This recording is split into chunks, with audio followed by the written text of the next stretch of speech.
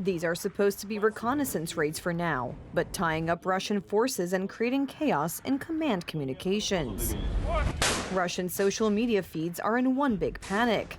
Conflicting messages, nervousness, and increasing rage at the Russian government. The front line consists of our positions, first of all in the Pokrovsky direction, in our Donetsk region.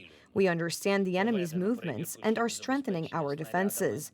A review of ammunition supplies has been carried out. It is very important that our partners fully fulfill their commitments on every financial package and all our contracts.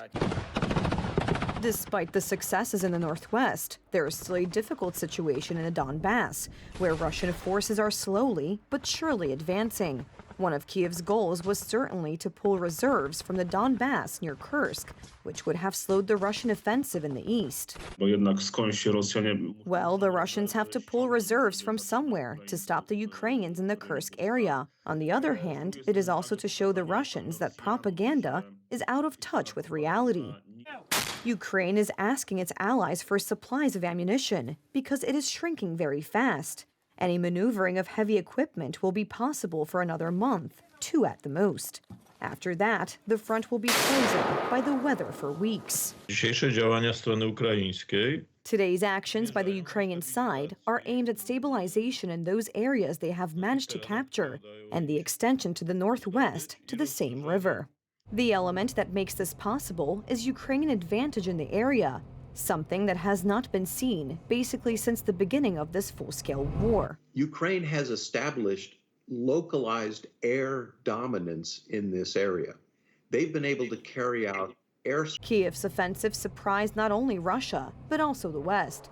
Chancellor Olaf Scholz spoke on the matter, stressing that Ukraine did not consult with anyone about its actions. First of all, Ukraine prepared its military operation in the Kursk region very secretly and without feedback, which is certainly due to the difficult situation.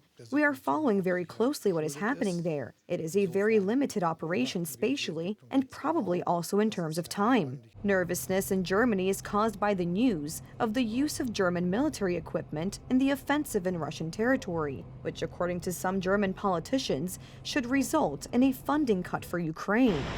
Russia is pushing Germany to open a dialogue on the issue of the Nord Stream gas pipeline that has exploded. In turn, India may also join the mediation game. India's Prime Minister has already met with Polish authorities in Warsaw and is currently on his way to Kiev.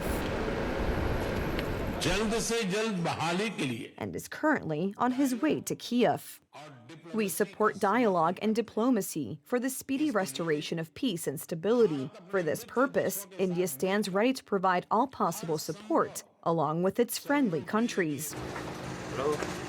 The Indian leader came under criticism a month ago when he visited Moscow. He hugged Putin and called him his friend. That same day, the Russians bombed a children's hospital in Kiev. Kamil Trzaska, TV Republika.